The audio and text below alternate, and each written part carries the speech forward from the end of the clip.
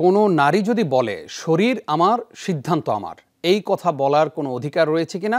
যদি কেউ এটা বলে তাহলে ইসলামের সাথে আসলে কোন জায়গাটা সাংঘর্ষিক? ধন্যবাদ আপনাকে। দেখুন, এটা পশ্চিমা আইডিওলজি থেকে এসেছে। পশ্চিমা আইডিওলজির এই কথা বাস্তবতা বিবর্জিত। আমাদের এই সমাজের মানুষ সবাই ধর্মপ্রাণ। মুসলিম, হিন্দু, খ্রিস্টান, বৌদ্ধ সবাই যার, যার ধর্মে ধর্মপ্রাণ। বিরতির আগে আমরা আলোচনা করছিলাম গণিকা বৃত্তি বা পতিতাবৃত্তি নিয়ে।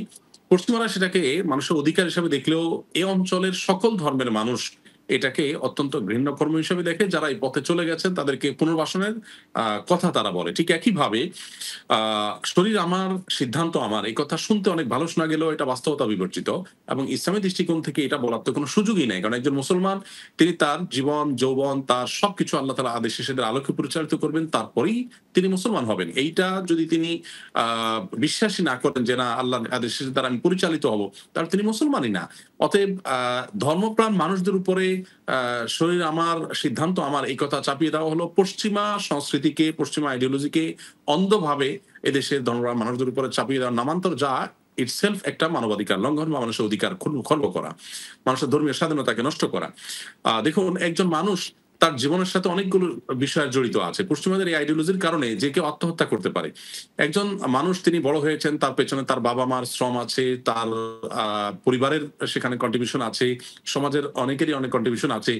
সে তার নিজেকে শেষ করে ফেললো, আত্মহত্যা করে ফেললো। কিন্তু তাহলে মা বাবা যে তাতে এতদিন লালন পালন করলো, তার পেছনে এত অর্থ ব্যয় করলো, পরিশ্রম করলো, মেধা ব্যয় করলো, তাহলে তাদের এখানে কোনো সে থাকতে পারে না, বা তাদের দিকটা বিবেচনা করার কোনো সুযোগ আদৌ থাকছে কিনা এই কথা যদি বলা হয়।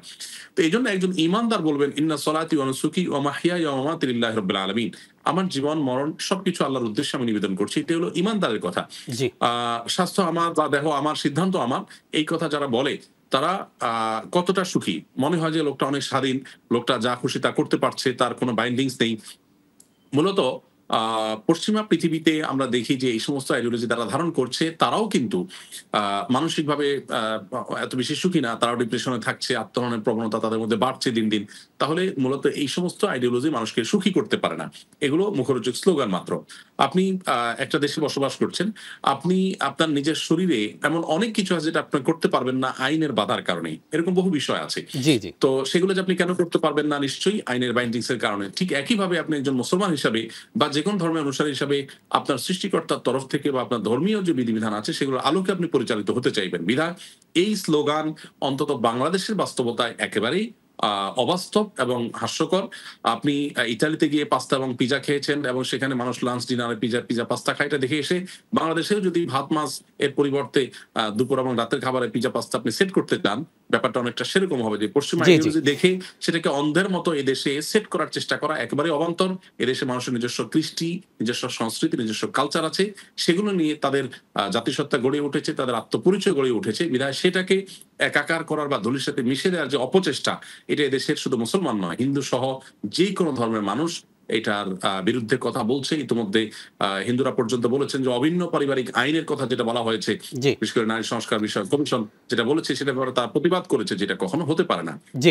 তো পশ্চিমা পৃথিবীর সাথে আমাদের অনেক কিছুকে মেলানোটা সঠিক হবে না। অসংখ্য ধন্যবাদ।